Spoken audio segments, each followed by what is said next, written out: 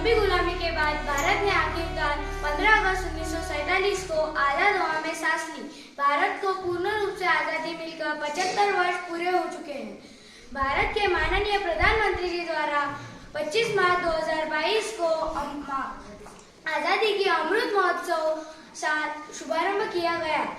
अमृत महोत्सव का मतलब है नए विचारों का अमृत, आत्मनिर्भरता का अमृत। आत्मनिर्भरता का अमृत यानी अपने विचारों का नए प्रकार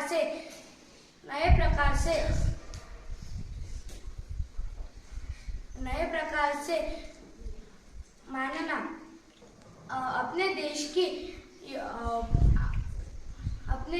की भावना व्यक्त करना, देश के विकास में अपना योगदान देना। क्या आज के नागरिक इस आजादी को समझते हैं? क्या है इनकी आजादी की संकल्पना? आइए देखते हैं कक्षा 7वीं द्वारा प्रस्तुत ये नाटिका।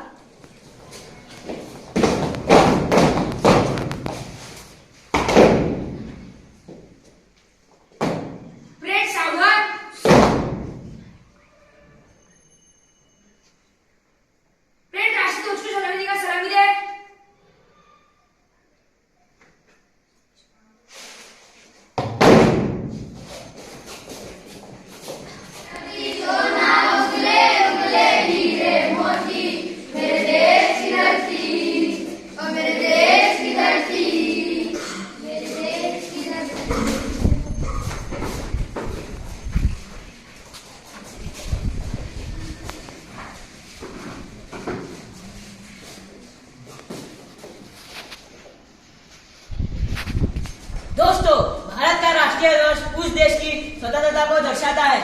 राष्ट्रध्वज देश के गौरव का प्रतीक होता है। राष्ट्र का झंडा उस देश की अखंडता को दर्शाता है। राष्ट्रीय ध्वज उस देश की राजनीति और सामाजिक संस्कृति को दर्शाता है।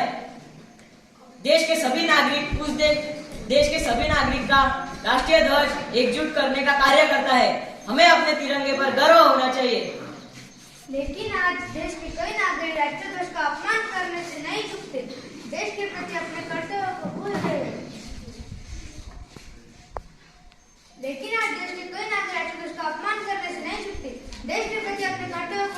हैं। आजादी का मतलब उनके लिए मनमानी है। अपने कर्तव्यों को भूल कर केवल अधिकारों की बातें करते हैं।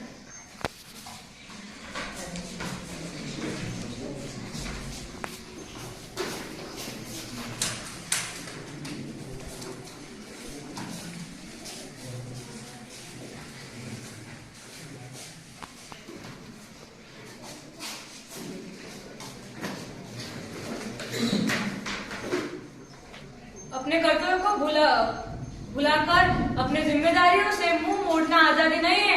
देश की संपत्ति चाहे वो जल हो, ऊर्जा हो, पर्यावरण हो, स्वच्छता हो, इनके प्रति उदासीनता आजादी नहीं हो सकती। हमें अपनी राष्ट्रीय संपत्ति से प्रेम होना चाहिए। राष्ट्र निर्माण में हमारा योगदान होना चाहिए, तभी हम अपने आप को देश के सच्चे नागरिक मान सकेंगे।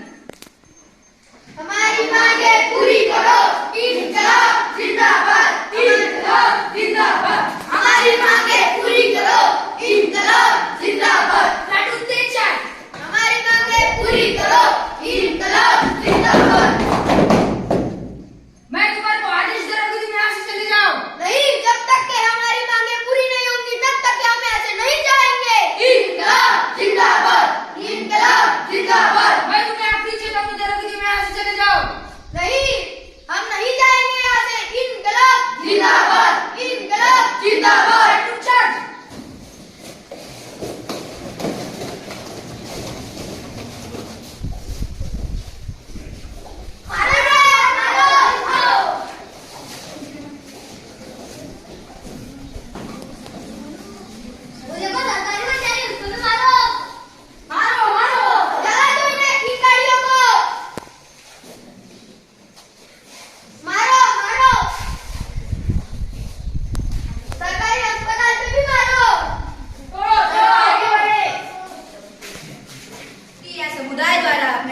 और विचारों को बिना प्रतिशोध या दंड के डर से प्रकट कर पाने का अधिकार होता है, परंतु आज इस अभिव्यक्ति की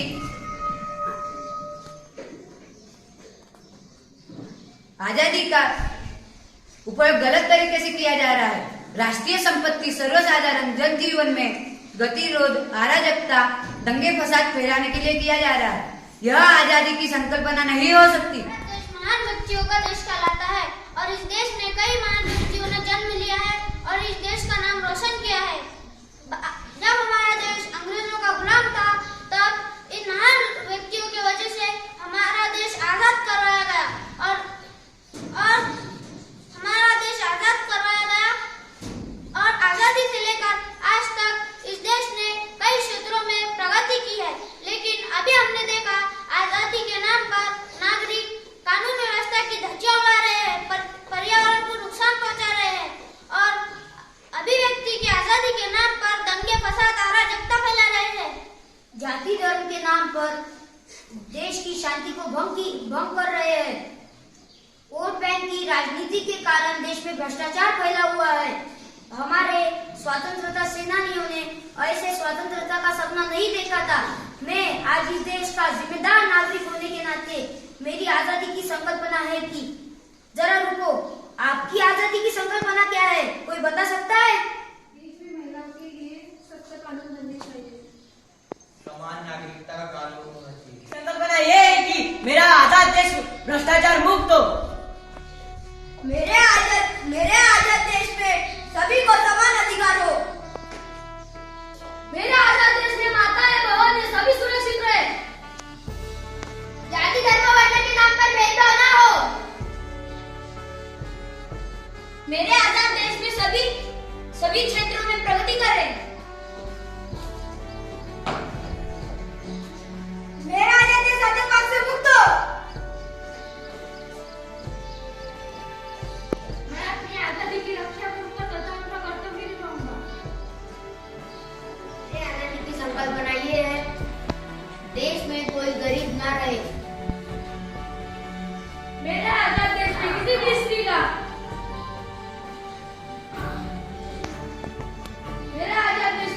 स्त्री का शोषण नहीं होना चाहिए। मेरे आजादी की संकल्पना है कि सभी बच्चों को शिक्षा प्राप्त हो। मेरे आजादी की संकल्पना ये है कि सभी परिवारों में स्वास्थ्य सेवा मिले। आओ, आजादी के इस अमृत महोत्सव पे हम हमारे आजाद देश को सभी कुरीतियों से मुक्त करें और अपने कर्तव्य निभाकर देश को एक नई ऊंचाई पे लेके जाए और पूरे विश्व के सामने भारत का नाम